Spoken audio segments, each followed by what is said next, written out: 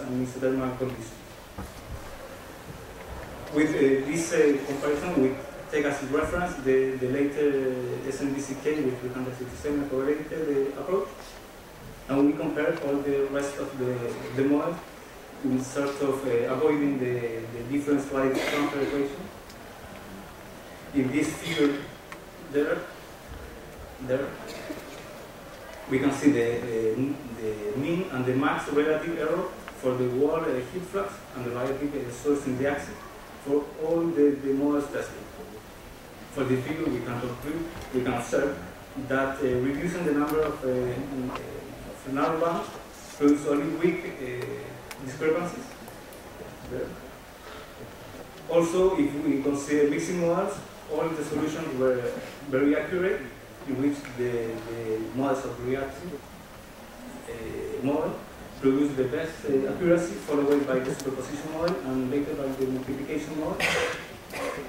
And we can see also that the gray band and the weighted sum of gray gases are the less accurate models, with big bars there of error, with values of maximum of 36% and 60%.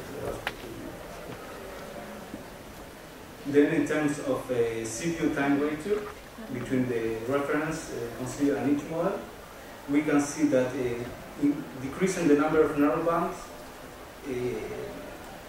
using multiplication models, mixing models, sorry, or both at the same time produce a really improve in the solution in time.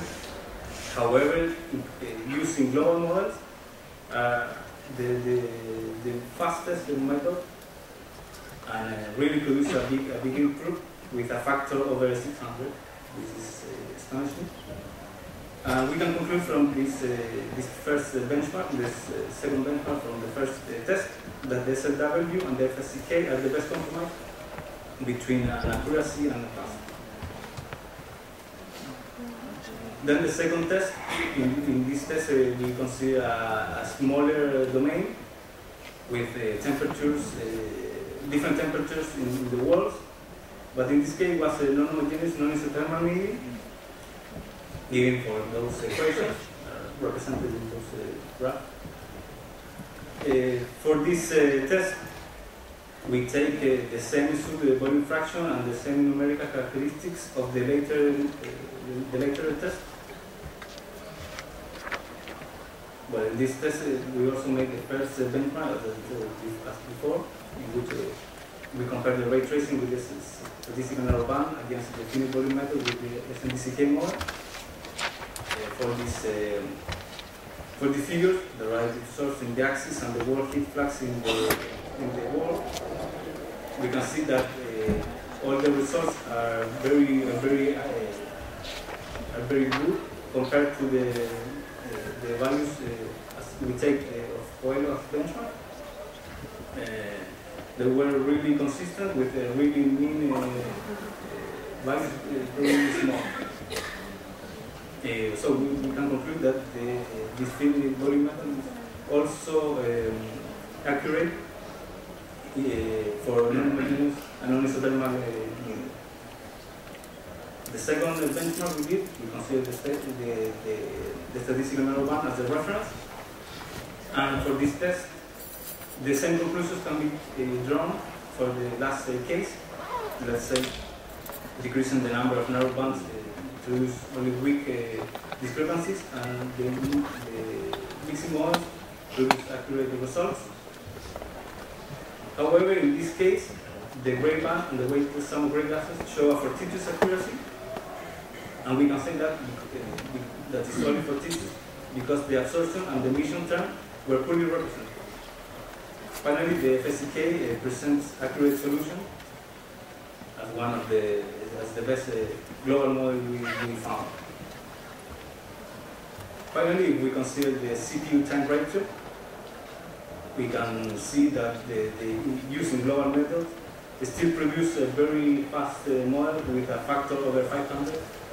So we can conclude that the FSCK model presents the best accuracy and time CPU time. So as a conclusion of this work, we can say that the filling volume method provides accurate solution in practical applications. The SMBCK efficiency can be considerably improved by using mixing methods, in which the models and reaction model is the most efficient. The gray band model is not recommended for axisymmetric radiative heat transfer calculations in that soot media.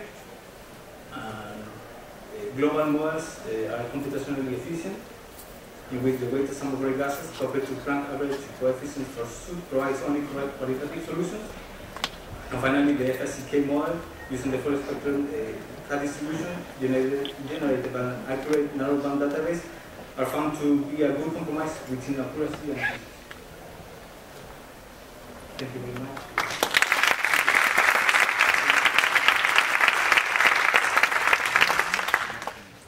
Thank you very much. Any questions, please?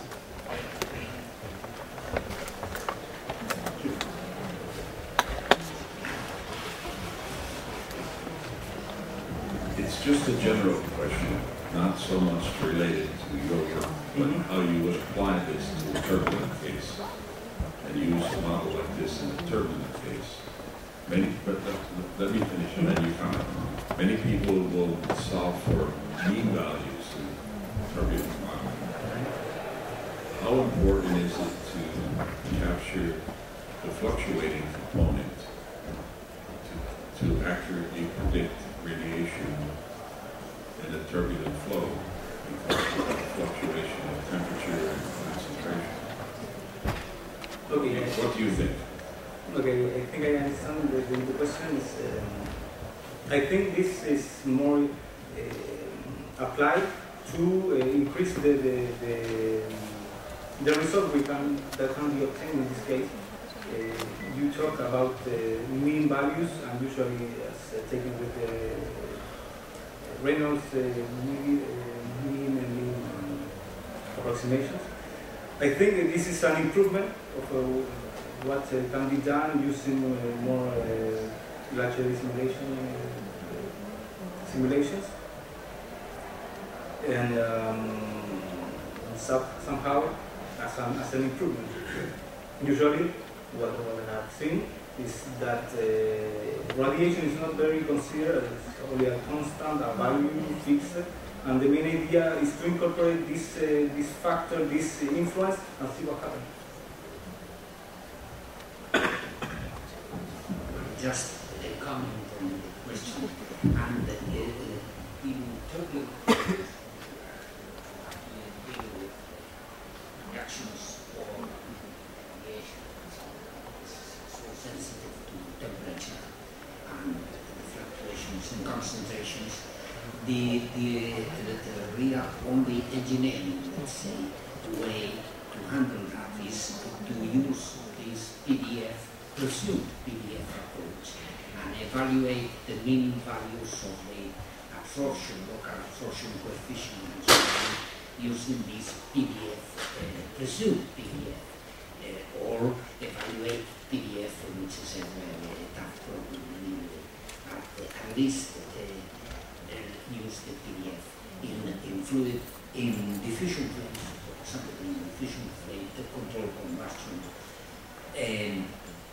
The PDF has to be, well, you have to use these conserved scalars that are free from the Dirac delta function, but even because of the fluctuating place of where the flame lies, you have to use PDF, presumed PDF, to smooth these peak profiles that are.